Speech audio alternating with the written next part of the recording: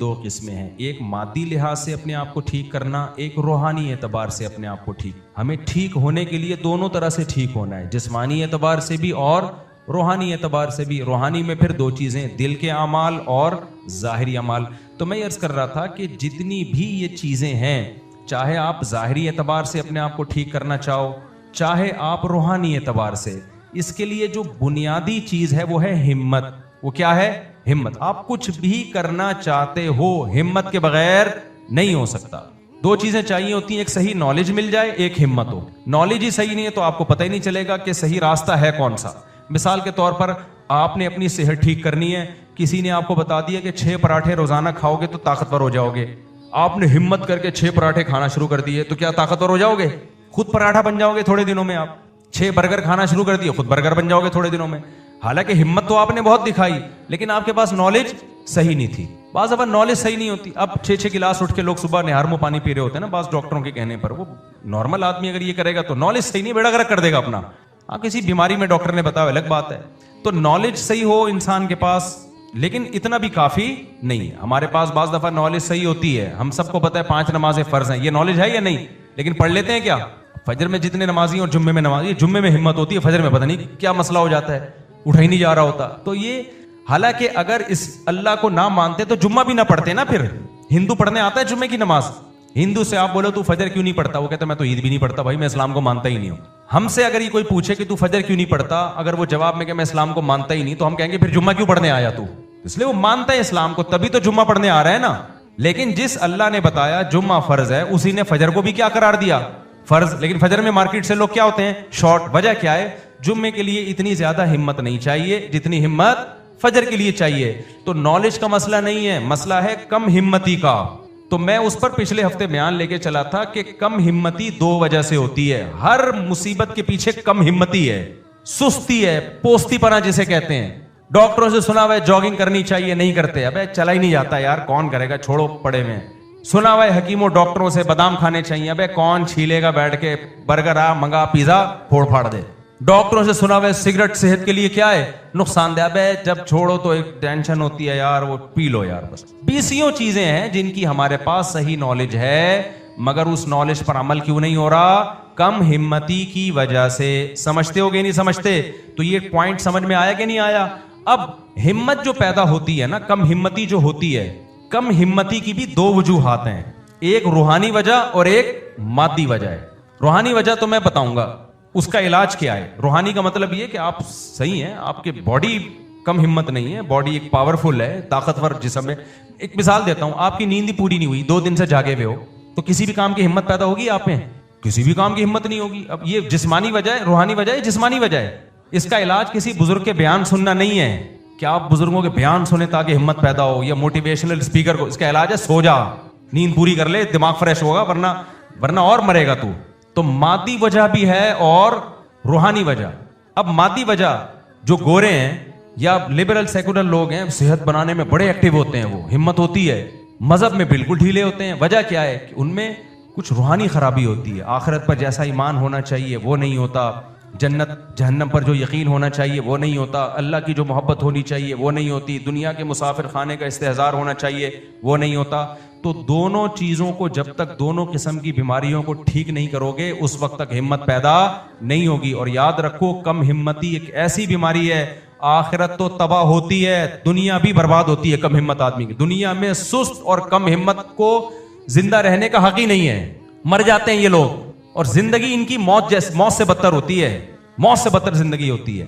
تو کم ہمتی ختم کرنے کے لیے میرے بھائی اپنی خوراکوں کو بھی ٹھیک کرنے کی ضرورت ہے، لائف اسٹائل کو چینج کرنے کی بھی ضرورت ہے۔ میں بہت دنوں سے سوچ رہا ہوں، ہمارے استاذ میرے شیخ و مرشد مجھے کہہ رہے ہیں آپ لوگوں کو بیعت کریں۔ میرے ذہن میں آ رہا ہے کہ میں جو اگر بیعت لڑکوں کو شروع کر دوں نا، تو اس روایتی انداز سے نہیں چلوں گا، کیونکہ ہمارا سب سے بڑا مسئلہ دینداروں، چاہے دینداروں بے دینوں، سستی ہے۔ بیعت کرنے کے بعد اگر میں نے شروع کر دیا نا، تو انسان کا بچہ بنانے کے لیے میں ان کو صبح بھگواؤں گا، بس صبح دوڑ لگانی پڑے گی، نہیں تو جاؤ اپنے گھروں میں بیٹھو۔ بعض دفعہ خانقاہ میں لوگ آتے ہیں کھا کے اور گردن کیا ہو جاتی ہے۔ ویسے تو اللہ کا شکر ہے، ہمارے اکابر نے جو خانقاہوں کا سلسلہ چلا ہے، اس سے بڑے بڑے اللہ والے لوگ پیدا ہوئے، چست لوگ پیدا ہوئے، لیکن اب زمانہ کیا ہو گیا ہے؟ چینج ہو گیا ہے۔ اب ہم نے اپنے شیخ کی خانقاہ میں ٹائم گزارا، ہمارے حضرت ایسے ایکٹیو تھے، ایسے دنیا کے میں واقعات بتاتا رہتا ہوں, ان کو دیکھ کے ہمیں موٹیویشن ملتی تھی. تو سب سے اہم چیز ہے یہ کم ہمتی کو ختم کرنا. اور یاد رکھو کم ہمتی میں روحانی علاج تو بعد میں شروع ہوگا, وہ جن چڑیل بھوت والا نہیں, روحانی جو سچی مچی والا روحانی علاج ہے. لیکن اس سے پہلے کچھ خوراکیں ہیں جن پہ کنٹرول کیے بغیر ہمت کا پیدا کرنا ممکن. آپ صبح 3 پراٹھے کھا کے آپ سمجھو کہ اب میرے اندر دن بھر کام کاج کی ہمت پیدا ہوگی؟ نہ نہ نہ. 3 پراٹھے پھوڑ دیے آپ نے پوریوں کے ساتھ تو آپ ہو گئے ٹن. دیکھو اتوار کو لوگ کیا کرتے ہیں, صبح دیر تک سوتے ہیں نا, آج تو چھٹی ہے, اس کے بعد جا کے حلوہ پوری کھاتے ہیں, اس کے بعد پھر سو جاتے ہیں. کیا خیال ہے؟ اب ایسے آدمی کو میں جنت جہنم کے فضائل سناؤں, ذکر اللہ سکھاؤں, یہ پھر بھی ٹھیک ہونے والا, کیونکہ اس میں گلوکوز اتنا بڑھ گیا ہے. یہ ہمارے پیغمبر نے کیوں کہا ہے کم کھاؤ؟ یہ پیغمبر کا ٹاپک تھوڑی ہے کہ زیادہ کھاؤ یا کم, یہ تو ڈاکٹروں کا ٹاپک ہے. کیا خیال ہے بھائی؟ ابے کیا کھانا ہے کیا نہیں کھانا, یہ پیغمبر کا ٹاپک نہیں ہے, یہ ٹاپک میڈیکل سائنس کا ہے. لیکن پھر بھی پیغمبر ہمیں کہنے کم کھاؤ, روزے رکھو. اس کا مطلب اس کا مذہب سے تعلق ہے. زیادہ کھانے والا, ہر وقت کھانے والا, پراٹھے پھوڑنے والا اور برگر پھوڑنے والا, وہ نیک بن ہی نہیں سکتا. وہ سست ہو جائے گا, توندے نکلیں گی, آڑا ترشا ہوگا, ٹیڑھا میڑا ہوگا, ہر جگہ جہاں بیٹھے گا لیٹ جائے گا, وہاں پہ اٹھے گا ہی نہیں. پولیس آئے گی اس کو اٹھانے کے لیے, اور پولیس بھی 1 گھنٹہ لیٹ آئے گی, کیونکہ وہ بھی حلوہ پوری کھا کے بیٹھی ہوئی ہے. پولیس اس کو اٹھانے کے لیے آئے گی مگر وہ بھی 1 گھنٹہ لیٹ, وہ بھی تو حلوہ پوری بریانی کھا کے بیٹھے ہوئے ہیں. وہ بھی, ہر پوری قوم سست ہے یا نہیں ہے؟ تو اس میں دونوں طرح سے اصلاح کی ضرورت ہے. ایک خوراک پہ کنٹرول کروانا, خوراک پہ کنٹرول مطلب چھوڑ دو کھانا پینا. اتنا کھانا ہماری صحت کے لیے ضروری. آپ کو یاد ہے میں نے پچھلے ہفتے بیان کیا تھا, اتوار کو مغرب کے بعد میں نے بیان کیا 1.5-2 گھنٹہ, اس کے بعد پھر عشاء کے بعد میں نے 1-1.5 گھنٹہ بیان کیا, بڑی فریش ہو کے بالکل. تو میں اس میں کم کھانے کی ترغیب بھی دے رہا تھا. تو میں نے لوگوں کو ایک بات بتائی, میں نے کہا میں نے 24 گھنٹے میں اب تک کچھ نہیں کھایا ہے, اور آپ دیکھو میں کتنی پاور سے طاقت سے بیان کر رہا ہوں. نہیں آئی سمجھ میں؟ کیسے نہیں کھایا تھا؟ ایک دن پہلے میں نے روزہ رکھا, مغرب میں میں نے افطار کیا, تھوڑا سا کھایا مغرب میں, اور پھر 10 بجے میں نے کھانا کھایا تھا. 10 بجے کے بعد اگلے دن مغرب میں نے افطاری نہیں کی. مجھے پتا تھا مغرب میں نے افطاری کر لی تو مجھ سے بیان نہیں ہوگا, کیونکہ میں کیا ہو جاؤں گا, ٹن. تو میں نے 2 کھجوریں کھائیں اور لیمبو پانی تھوڑا سا پی لیا, بس فٹ فاٹ ہو گیا بالکل. ایسی انرجی آ جاتی ہے آدمی میں. اس کے بعد عشاء تک میں نے بیان کیا, پھر 1 گھونٹ وہ جو لیمن کا پانی تھا نا اس میں شہد ڈالا ہوا تھا, 1 گھونٹ وہ پی لیا, پھر 2 گھنٹے بیان کیا. میں شو مارنے کے لیے اللہ کی قسم یہ واقعات نہیں بننا, میں اتنا نیک ہوں کہ میں 24 گھنٹے میں 1 دفعہ کھاتا ہوں. ہو سکتا ہے میں آپ سے ڈبل کھا رہا ہوں, لیکن آپ کو بات تو صحیح بتانی ہے نا مجھے. یہ جو ہم نے مسلط کر لیا ہے نا, کھاؤ کھاؤ کھاؤ, صحت زندہ رہنے کے لیے بہت ضروری ہے اتنا کھانا, بالکل غلط ہے. نبی صلی اللہ علیہ وسلم نے فرمایا ابن آدم کے لیے 2 لقمے بھی بہت ہیں. طعام الواحد یکفی لاثنین, ایک آدمی کا کھانا 2 کے لیے کافی ہے. کم کھاؤ, اچھا کھاؤ, کم کھاؤ. اب اگر میں جو روزہ افطار کیا کھجوروں سے کیا نا, اور لیمن واٹر سے, چینی نہیں شہد ڈالا اس میں, اگر میں اس میں کم کھاتا لیکن کھاتا 2 پکوڑے, پھر شاید یہ انرجی, وہ پکوڑے بیان کے دوران بتا رہے ہوتے کہ اب ہمیں ہضم تیرا باپ کرے گا کیا. میں سمجھا پا رہا ہوں اپنی بات؟ ایکٹیو رہنے کے لیے اپنی خوراک کو کنٹرول کرنا ضروری ہے. جو دیندار لوگ پھوڑ رہے ہیں نا اس وقت, اس میں نیک بننے کا تصور دماغ سے کیا کرو بھائی. جب سست ہوتا ہے دماغ, آپ کے باڈی گلوکوز سے, انسولین سے, میٹھا جب جائے گا تو انسولین نکلے گی نا اس کو ہضم کرنے کے لیے, تو سارا دن تو انسولین اور شوگر کے پھڈے چل رہے ہیں آپ کی باڈی میں, سارا دن تو اسی میں الجھی ہوئی ہے وہ باڈی, تو کرے گی کیا وہ. اس لیے ہمارے مذہب کا حصہ ہے. دیکھو ہر قوم میں کچھ مذہبی کھانے ہوتے ہیں, اسلام میں مذہبی کھانا کچھ بھی نہیں ہے. اسلام میں ہے کہ نہیں کھانا. ایک واقعہ سنا کے بس بیان ختم کرتا ہوں, یہ ٹاپک اگلے ہفتے بھی میں لے کے چلوں گا. انسان کا بچہ اس کے بغیر میرے بھائی بننا ممکن نہیں ہے. پھوڑے جا رہے ہیں. یہ بخاری مسلم کی حدیث ہے, صحیح حدیث ہے کہ اس امت میں جو سب سے پہلے جو خرابی آئے گی نا, برائی آئے گی, وہ زیادہ کھانا آئے گی. جھوٹ آئے گا اور زیادہ کھانا, جھوٹی گواہیاں اور زیادہ کھانا, یہ سب سے بڑی برائی ہے اس امت کی. حدیث کا مفہوم پیش کر رہا ہوں. تو ہر قوم میں کچھ کھانے ہوتے ہیں نا, ہندوؤں کے کچھ مخصوص قسم کی لڈو ہوتے ہیں, وہ ان کے ہاں کھانا ہے, فلانے کے یہ ہوتا ہے, فلانے کے یہ ہوتا ہے. اسلام میں کیا ہے؟ اسلام میں کہ نہیں کھاؤ, یہ ہمارا مخصوص شعار ہے کہ ہم روزے رکھ کے کھانا پینا کیا کرتے ہیں. وہ واقعہ سناتا ہوں, مولانا قاسم نانوتوی رحمۃ اللہ علیہ تھے, یہ کوئی اور بزرگ تھے, ان کا مناظرہ ہوا ایک ہندو پنڈت سے. مناظرے ہوتے تھے نا انگریز کے دور حکومت میں, بڑے مناظرے ہوتے تھے. تو ہندو پنڈت نے کہا, آمنے سامنے جب آ کے بیٹھے, ہندو پنڈت نے کہا کہ یہ پتہ نہیں 1 دیگ ہے یا 2 دیگیں ہیں, اتنی بڑی دیگ انسان سے 20 گنا بڑی ہوتی ہے وہ. تو میں یہ دیکھ کھا جاؤں گا. انسان کھا سکتا ہے؟ ناممکن ہے. تو میں یہ کھاؤں گا, یہ معجزہ ہوگا نا کہ اتنا سا پیٹ لیکن پوری میں نے ہضم کر لی. آپ بھی دیکھ کھا, اگر آپ نے دیکھ کھا لی اس کا مطلب آپ کا مذہب سچا ہے کہ خدا کس کے ساتھ ہے؟ بولو, آپ کے ساتھ. وہ آپ کی مدد کر رہا ہے کہ اتنی بڑی دیگ اس نے ہضم کروا لی.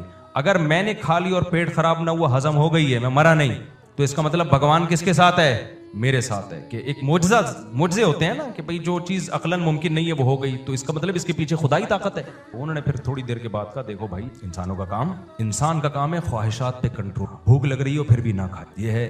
تو ایسا کر, میں بھی ایک ہفتہ بھوکا رہ کے دکھاتا ہوں, تو بھی ایک ہفتہ. جو ایک ہفتہ بھوکا رہ کے بھی زندہ رہ گیا اس کا دین سچا. اس کا مطلب خدا کس کے ساتھ ہے؟ اس کے ساتھ. وہ نہیں ہو بیٹھ سکا. تو میرے بھائی, کھانا پینا گائے بھینسے ہم سے زیادہ. یہ ہمارا کام کیا ہے؟ کھانے پینے پہ بولو کنٹرول کرنا. آپ کہتے ہو یہ بادام پستے اخروٹ ہم کیسے کھائیں گے؟ جب آپ ادھر سے چائے کا خرچہ اور یہ پان گٹکوں کا کم کرو گے نا, تو میں نے کیلکولیشن کر کے دیکھی کہ مہینے کی چائے یہ بادام سے زیادہ مہنگی. کیلکولیشن کر کے دیکھ لو, پستوں سے اخروٹوں سے بولو زیادہ, دودھ سے زیادہ مہنگی پڑتی. تو خیر, یہ میڈیکل سائنس کا شعبہ ہے, کیا کھانا ہے کیا نہیں کھانا. میں تو صرف یہ کہہ رہا ہوں کہ اپنے منہ شریف پہ کنٹرول کرنے کی کوشش کرو, اور اس کا بہترین حل اللہ رسول نے ہمیں بتایا, روزے رکھنا. کیا خیال ہے بھائی, کیا کرنا ہے بھائی؟ میں نے ایک بیان میں لوگوں کو کہہ دیا 10 روزے رکھو, میں بھی رکھوں گا. میں نے تو رکھ لیے 9 کے بعد. اس دن کیا ہوا کہ میری آنکھ نہیں کھلی, پھر ایک بعد میں نے کمپلیٹ. تو میرے بیان پہ لوگوں کے کمنٹس آئے کہ ہم نے آپ کے کہنے پہ روزہ رکھا, مصیبت میں پڑ گئے, سارا دن کوئی کام نہیں ہوا, کمزوری سے حالت نڈھال ہو گئی. تو خوب سمجھ لو یہ وقتی ہے, کیونکہ عادت جس چیز کی پڑی ہوئی ہے تو اس کو چینج کرنے میں ٹائم لگتا ہے. تو کوئی بات نہیں, سو کے گزار لو. 3-4 دن کے بعد یوز ٹو ہو جاؤ گے, عادت ہو جائے گی. صحابہ کرام 2 کھجورے کھا کے جنگیں لڑی ہیں, فتح کی ہیں, تو وہ بھی تو اسی مٹی کے بنے ہوئے تھے نا. 2-4 دن لگتے ہیں یوز ٹو ہونے میں. وہ کمزوری نہیں ہے, وہ ایڈکشن ہے, عادت ہے. دماغ کہہ رہا ہوتا ہے ڈال کچھ پراٹھے, ڈال کچھ, کیا ہے کیوں نہیں کھایا تو نے. وہ دماغ ٹینشن میں آیا ہوا ہوتا ہے. 3-4-5-6 دن اس کے بعد وہ ٹینشن ختم. تو اس لیے تھوڑا سا اس طرف آنے کے, کہ کھا کے نہیں ہو سکتا, یہ سستی دور نہیں ہو سکتی. اور بھی بہت ساری چیزیں اس کے علاوہ پھر کبھی انشاءاللہ. نیچے سے لوگ تربیت پا کے جائیں تاکہ کرپٹ لوگ آگے نہ جا سکیں. اور باقی فوج میں بھیجنے کے لیے یا ڈاکٹر انجینئر بنانے کے لیے جامعہ نے مدرسہ نہیں بلکہ اس کے لیے الغزالی یونیورسٹی بنائی ہے, وہاں سے جامعہ بھیجے گا. اور اس طرح سے صرف جامعہ رشید نہیں ہے, بن نوریہ بھی کام کر رہا ہے, اور بھی دیگر علماء کام کر رہے ہیں. تو اس میں بلا وجہ جامعہ رشید کو یہ کہنا کہ اکابر کے روش سے ہٹ گیا ہے, یہ بلا وجہ کی باتیں. آپ حضرت مولانا حسین مدنی رحمہ اللہ تعالیٰ کی کتابیں پڑھیں, تحریرات پڑھیں, تو یہ انہی کا ویژن تھا. مولانا عبید اللہ سندھی رحمہ اللہ تعالیٰ کا ویژن تھا. یہ سارے ہمارے اکابر ہی کا ویژن تھا جس کو جامعہ رشید لے کے چل رہا ہے.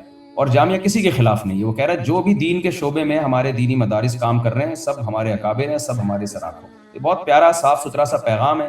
اسے کوئی اگر توڑ موڑ کے پیش کرنا شروع کر دے, سرکاری لوگ ہیں, پٹھو ہیں, فلانا ہے, ڈمکانا ہے. میں تو 36 سال سے ہوں, مجھے پتا ہے جامعہ رشید سرکار سے کچھ نہیں لیتا, اور ہاں پاکستان کو فوکس کرتا ہے. وہ کہتے ہیں کہ اگر پاکستان گیا نا تو میرے بھائی ہم سب کی واٹ لگے گی. اور اس خوش فہمی میں مت رہنا کہ ہم ملک کے سارے خلاف ہو جائیں گے, فوج کے خلاف ہو جائیں گے اور ملک بچ جائے گا. لیبیا, شام اور باقی ملکوں کی مثالیں ہمارے سامنے ہیں. تو جہاں یہ تحریکیں چلی ہیں اور جو بیڑا غرق ہوا ہے پھر کوئی بچانے نہیں آیا, ہمارا حشر غزہ سے زیادہ برا ہوگا. تو حضرت مفتی عبدالرحیم صاحب پہلے سے ان حالات کو بھانپ گئے ہیں, لہذا انہوں نے پاکستان بچانے میں ایڑی چوٹی کا زور لگا دیا. اب ان کے صحت پہ کوئی فرق نہیں پڑتا, کوئی ان کو درباری بولے, کوئی سرکاری بولے, وہ بولتے ہیں بھائی میں نے قبر میں اللہ کو منہ دکھانا ہے, بولنے. اور ان کے پاس میں خدا کی قسم اٹھا کے کہتا ہوں ایک بالش زمین نہیں ہے اپنی ذاتی, ایک بالش پراپرٹی نہیں, اور کچھ بھی جمع نہیں کرتے, اپنے لیے کچھ بھی ہے ہی نہیں, نہ اپنے بچوں کے لیے کچھ بنایا انہوں نے. حتیٰ کہ مدرسے کی انتظامیہ تک میں بچوں کو نہیں رکھا ہے. یعنی وصیت کی ہے کہ میرے مرنے کے بعد یہ مدرسہ میرے بچوں کے حوالے نہیں ہوگا. میرٹ کی بیس پہ شورا منتخب کرے گی کہ میرے بعد کون یہاں پر اس کا نظام سنبھالے گا. تو کوئی بندہ اتنا فیئر ہونا, اور ہم 36 سال سے اس کو جانتے ہوں. میرے بھائی کسی کی مخالفت سے ہم متاثر نہیں ہوتے. ویژنری لوگ اسی طرح ہی ہوتے ہیں, ساری دنیا ان کے خلاف ہی چلتی ہے. یہ پہلی دفعہ نہیں, حضرت مولانا شلوی تھانوی رحمہ اللہ فرمایا کرتے تھے ہمیشہ لوگ محققین کے خلاف ہی ہوتے ہیں, کیونکہ وہ عوام کی باتوں میں نہیں آتے, وہ ریسرچ کر کے کوئی رائے قائم کرتے. مفتی صاحب نماز کے دوران جب امام اللہ اکبر کہے اور رکوع یا سجدے میں جائے تو کیا ہم اس کا اللہ اکبر پورا کرنے کے بعد رکوع یا سجدے میں جائیں یا امام کے ساتھ ہی اللہ اکبر کہتے وقت چلے جائیں؟ احتیاط اسی میں ہے, روایات سے یہ مفہوم ثابت بھی ہے کہ جب وہ اللہ اکبر کی راہ تک پہنچے تو پھر آپ اللہ اکبر. اگرچہ فقہ حنفی میں دونوں طریقے ہیں. صاحبین کا مذہب یہ ہے کہ جب وہ اللہ اکبر کی راہ پر پہنچے گا تو پھر آپ یعنی جب وہ رکوع میں جائے تو پھر آپ رکوع کی طرف جائیں. امام ابو حنیفہ رحمہ اللہ تعالیٰ کی رائے یہ ہے کہ نہیں، جیسے امام رکوع میں جانے لگے آپ بھی ساتھ میں رکوع میں چلے. اور حدیث میں آتا ہے کہ اذا کبر فکبروا، اذا کا مطلب جب امام تکبیر کہے تم بھی تکبیر کہو. اسی طرح حدیث میں یہ بھی آتا ہے کہ نبی کریم صحابہ کہتے ہیں کہ جب نبی سجدے میں جاتے تھے تو ہم انتظار کرتے تھے، جب آپ سجدے تک پہنچتے تو ہم پھر سجدے میں جاتے. تو امام حنیفہ کی رائے یہ ہے کہ نہیں، ساتھ ساتھ ہوگا. اور وہ اس حدیث میں تعویل کرتے ہیں کہ نبی کریم صلی اللہ علیہ وسلم کا جسد مبارک آخر عمر میں آپ کا جسم تھوڑا سا وزن بڑھ گیا تھا، تو اس لیے آپ نے فرمایا لا تسبقونی برکوع ولا بسجود، رکوع سجدے میں مجھ سے پہل مت کرو. تو اس لیے صحابہ نے یہ کیا کہ جب نبی سجدے میں جاتے تو آپ جھکتے، یعنی صحابہ کرام جھکتے تاکہ پہل نہ ہو جائے. ورنہ امام حنیفہ کی رائے ہے کہ اصل مطلب یہی ہے کہ امام کی اقتداء کا ہمیں حکم دیا ہے. اذا آتا ہے معیت کے لیے کہ جب امام یہ کرے، حدیث میں آتا ہے تو تم بھی ساتھ ساتھ ہی کرو. لیکن صاحبین کی رائے یہی ہے، جو جمہور کی رائے ہے وہ یہ ہے کہ نہیں، پہلے انتظار کیا جائے گا. میں سمجھتا ہوں کہ اس زمانے میں یہ دوسری رائے زیادہ صحیح ہے، کیونکہ اگر بالکل امام کے ساتھ جائیں گے نا تو اس بات کا آج کل بہت خطرہ ہوتا ہے کہ لوگ پہل کرتے ہیں. اور میں تو خود امام ہوں، میں دیکھ رہا ہوتا ہوں، مجھے پتہ چل رہا ہوتا ہے کہ ہمارے سجدے میں جانے سے پہلے پبلک سجدے میں پہنچ چکی ہے. اس لیے میرا خیال یہ ہے کہ اس زمانے میں صاحبین اور جو جمہور کی رائے ہے اور ایک حدیث سے اس کی تائید بھی ہو رہی ہے، اسی رائے کو فالو کرنا زیادہ بہتر ہے، تاکہ لوگ امام سے پہل نہ کریں، کیونکہ امام سے پہل کرنا بہت سخت جرم ہے، زیادہ بڑا مسئلہ ہے. اچھا بھائی، اگر چوری کیے ہوئے پیسے، بھائی صاحب بیچارے کا سوال ہی غائب ہو گیا. مفتی صاحب، کیا مرد کے گھر پہ مسل نماز پڑھنے سے مرد کی نماز ہو جاتی ہے یا نہیں ہو؟ کیا مطلب مسل نماز، یہ کیا ہوتا ہے؟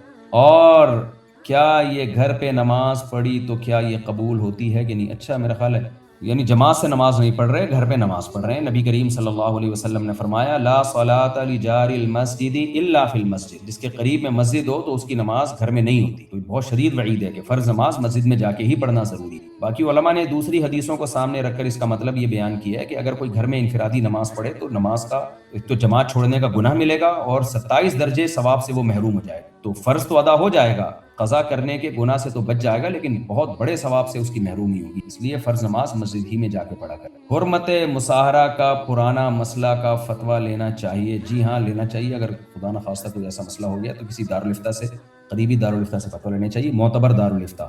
مفتی صاحب، میں ہمارے رشتہ دار کے لڑکی سے اگلے ہفتے نکاح کی بات کرنے جا رہا ہوں، پلیز دعا کیجیے. اور میں آپ کو بیان سن کے داڑھی رکھ لی ہے. ماشاءاللہ ماشاءاللہ، خاندانی کام کیا. دل سے دعا ہے اللہ آپ کو سنت پہ قائم رہنے کی توفیق عطا فرمائے، اور اسی خوشی میں اللہ آپ کا رشتہ بھی پکا ڈھکا کر. کوئی کمپنی نے 33% کا سودی لون لیا ہے، اس کے ٹوٹل کیپٹل کا تو KY اس کے شیئر، دوبارہ سے پڑھتا ہوں. کسی کمپنی نے 33% کا سودی لون لیا ہے، اس کے کیپٹل کا تو کیا اس کے شیئر لینا حلال ہوگا؟ شیئر لینا جائز ہے اگر اس کمپنی کا بنیادی کام درست ہے. دیکھیں، سودی قرضہ لینا تو گناہ ہے، لیکن اس قرضے سے جو بزنس کیا جائے گا اس بزنس میں پارٹنر بننا حرام نہیں ہے، کیونکہ وہ بزنس بھی حرام نہیں ہے. بزنس حرام جب ہوگا جب آپ سود کے پیسوں سے بزنس کر رہے ہو، اور سود کا پیسہ وہ ہے جو آپ بینک کو دے رہے ہو، اس لیے دینا بھی گناہ ہے، وہ بھی لعنتی عمل ہے. لیکن بزنس آپ کا حرام نہیں ہوگا، کیونکہ بزنس آپ سود کے پیسوں سے نہیں کر رہے، قرضے سے کر رہے ہیں. آپ مثال کے طور پر آپ نے کسی کو 1 کروڑ روپے دیے، اس نے آپ کو 1 لاکھ روپے پروفٹ دیا سود کا. اس 1 لاکھ سے جو آپ بزنس کریں گے وہ بزنس خالص حرام ہوگا، کیونکہ خالص سود کے پیسوں سے ہوگا. تو اس لیے اگر آپ کسی نے سودی لون سے بزنس شروع کیا ہے تو لون لینا تو غلط تھا، لیکن اس کے کاروبار میں شرکت یا اس کا جو کاروبار اگر فی نفسی ہی جائز کام ہے تو وہ کام کی آمدن حلال ہوگی، اس میں شرکت بھی جائز ہے. کچھ لوگ بولتے ہیں اگر گلاس کے پانی میں تھوڑا نجاست ہو تو کیا تم پی لو گے؟ اسی طرح لون بھی نہ جائے. گلاس کے پانی میں تھوڑی سی بھی نجاست ہو نا تو وہ نجاست پورے پانی میں پھیل جاتی ہے، پورا پانی ناپاک ہو جاتا ہے. تو یہاں بھی سود کے پیسے جب ہم لیتے ہیں تو سود ایک لیکوڈ، وہ رقم لیکوڈ کی طرح نہیں ہوتی. اور لون لے رہے ہیں نا، جس کو میں نے پوری ڈیٹیل بتائی ہے، آپ تو لون لے رہے ہیں، آپ سود دے رہے ہیں، دینے کا بھی گناہ ہے، لیکن جو کاروبار ہے وہ سود کی رقم سے شروع نہیں ہو رہا، وہ قرضے سے شروع ہو رہا ہے. مفتی صاحب، اور اپنی زندگی میں توازن کیسے پیدا کریں؟ مفتی صاحب، اپنی زندگی میں توازن کیسے پیدا کریں؟ بھائی گناہوں سے بچیں، صحت کا خیال رکھیں، سونے جاگنے کے اوقات اور تفریح کے لیے بھی ٹائم نکالیں، عبادت کے لیے بھی، تو اسی طرح سے بیلنس ہوتا ہے زندگی میں. مفتی صاحب، بائنری ٹریڈنگ حلال ہے یا حرام؟ اور فورکس والی کیسی ہے؟ عزیز نیازی فرام چوک سرور شہید. دیکھیں، یہ جو بائنری ٹریڈنگ ہے اس پر تو بحث ہو رہی ہے، ابھی بہت جلد انشاءاللہ علماء کی اجتماعی رائے سے کوئی فتویٰ آئے گا. باقی فورکس ٹریڈنگ تو بالکل جائز نہیں ہے، کرنسی پہ قبضہ کیے بغیر نہیں بیچا جا سکتا. یہ تو کئی بار بتایا جا چکا ہے۔ مفتی صاحب آپ کہتے ہیں کہ ایک طرف اگر مفتی تقی عثمانی صاحب کی رائے ہو اور ایک طرف مفتی عبد الرحیم صاحب کی رائے ہو تو میں مفتی تقی عثمانی صاحب کی رائے کو قبول کروں گا، لیکن مدارس رجسٹریشن کے بارے میں پورا سوال نہیں آیا آپ کا۔ دیکھیں حضرت مفتی تقی عثمانی صاحب کی رائے شرعی معاملات میں، باقی انتظامی چیزوں میں تو کسی کی بھی رائے کو فالو کیا جا سکتا ہے اگر شریعت کے خلاف نہ ہو۔ تو انتظامی چیزوں میں جو معاملات ہیں کہ کون سی وزارت سے رجسٹرڈ ہونا چاہیے، تو اس میں کیا ہے، یعنی اگر کسی کی رائے یہ ہے، اب جامعۃ الرشید اگر وزارت تعلیم میں چلا گیا تو اس کا فائدہ یہ ہو رہا ہے کہ پوری دنیا سے ہم ویزے ملیں گے تعلیم کے نام پہ، طلبہ ہمارے ملک میں آ کے پڑھیں گے، جیسے کہ بنوریا پہلے سے موجود ہے۔ بنوریا جو ہے وہ تو وزارت تعلیم سے رجسٹرڈ ہے، مفتی منعیم صاحب کا مدرسہ ہے، تبھی انہوں نے پوری دنیا میں اپنی برانچیں بھی کھول لی ہیں اور پوری دنیا سے طلبہ ان کے ہاں پڑھنے کے لیے بھی آ رہے ہیں۔ میں گیا ہوں، میں نے امریکہ میں بنوریا کی برانچیں دیکھی ہیں، وجہ اس کی یہی ہے کہ وزارت تعلیم سے ہیں وہ، تو اس کا فائدہ ہوتا ہے۔ تو جامعۃ الرشید بھی امریکہ میں کینیڈا میں بھی اپنی برانچیں کھول رہا ہے، وہاں بھی طلبہ آئیں گے تو علم پھیلے گا۔ تو یہ ہماری رائے ہے کہ یہ اس سے فائدہ ہوگا، جبکہ حضرت اقدس حضرت مفتی تقی عثمانی صاحب ہمارے سروں کے تاج ہیں، ان کی ذاتی رائے یہ ہے، یا جمہور کی رائے کہہ لیں آپ اس کو، کہ نہیں بھائی ہمیں اسی قدیم طرز پہ چلنا ہے جیسے ہم پہلے چلے آ رہے ہیں۔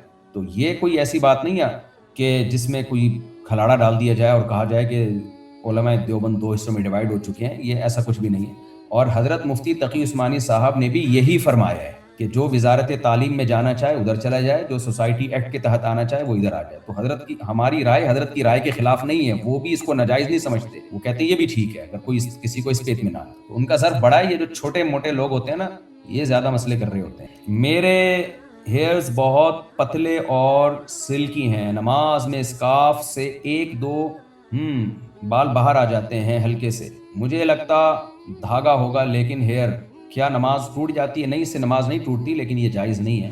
آپ اہتمام کیا کریں کہ نماز کے دوران سارے بال اسکارف کے تحت رہیں، نماز نہیں ٹوٹے گی ایک آدھ بال اگر نکل آیا۔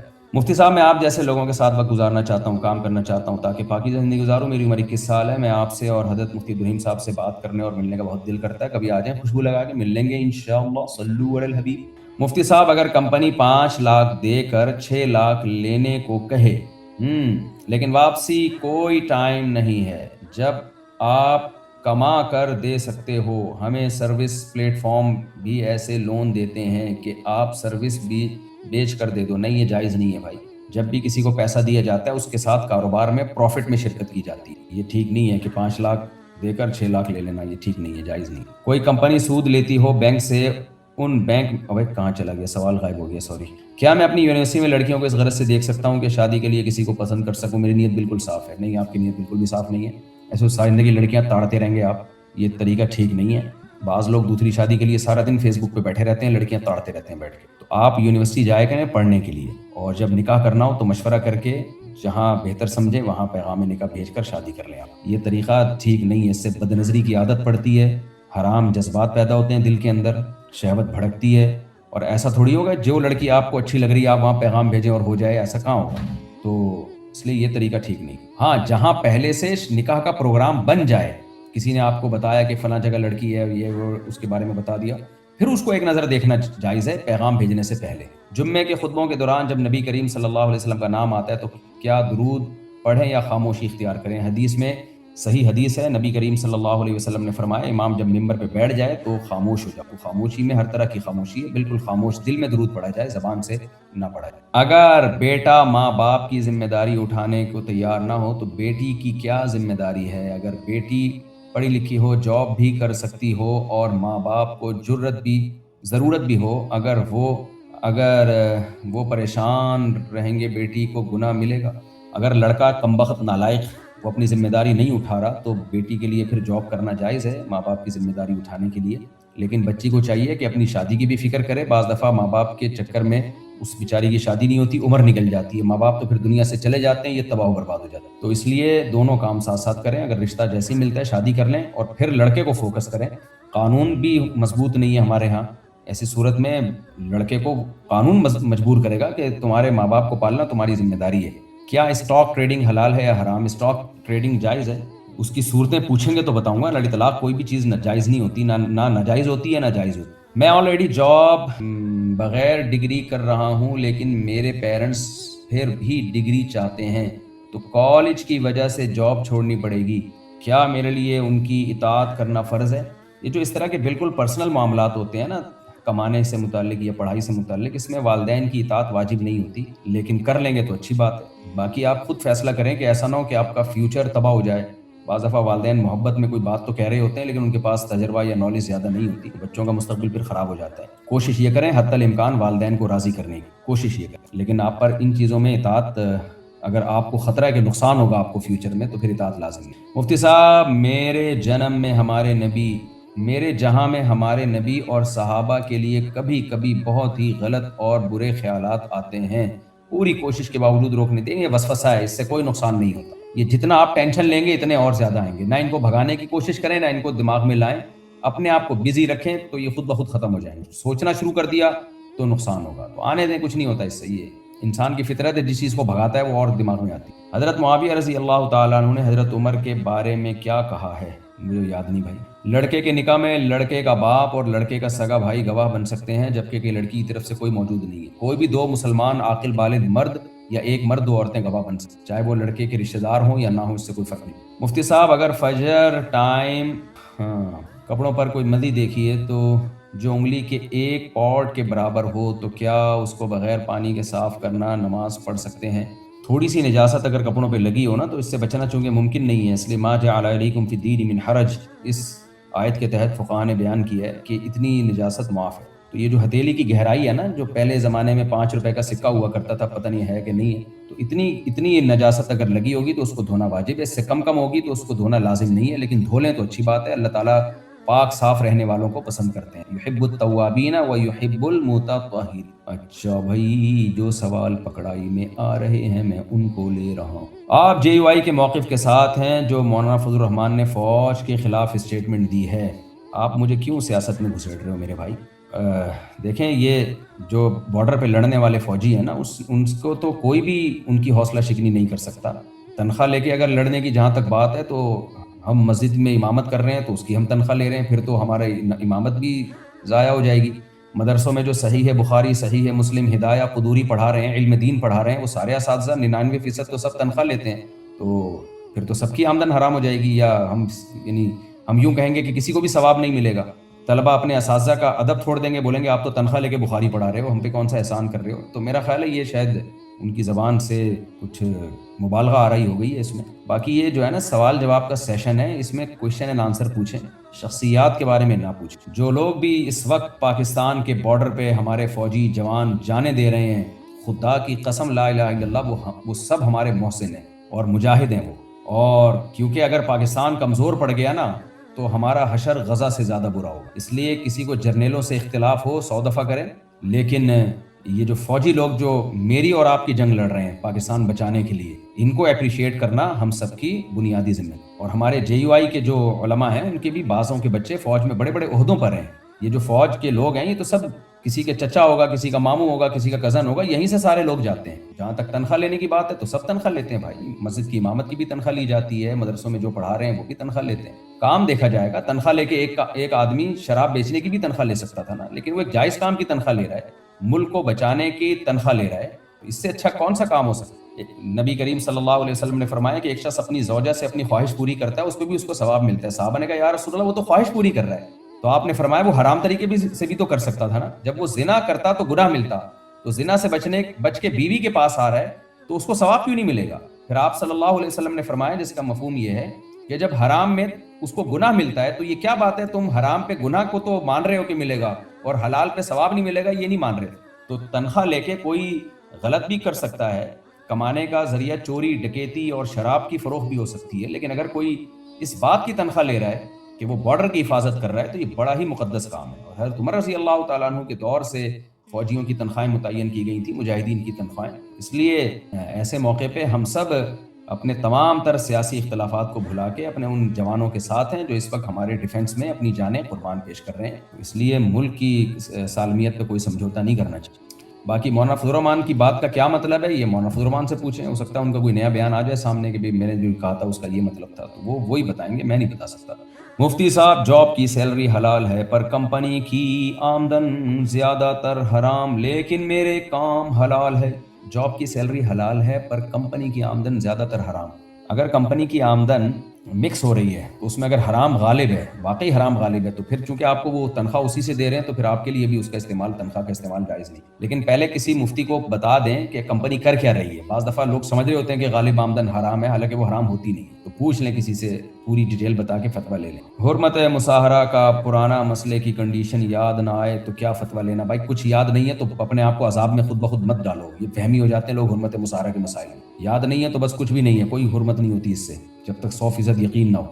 میں ایک میرڈ لڑکی سے بات کرتا تھا اور تنہائی میں بھی ملا ہوں، لیکن زنا نہیں کیا. اس کے شوہر کو پتہ لگ گیا، اس لڑکی نے خود بتا دیا تو اس کے شوہر نے اسے طلاق دے دی. تو کیا طلاق کا گناہ مجھے بھی ہوگا؟ جی ہاں، آپ کو بھی ہوگا.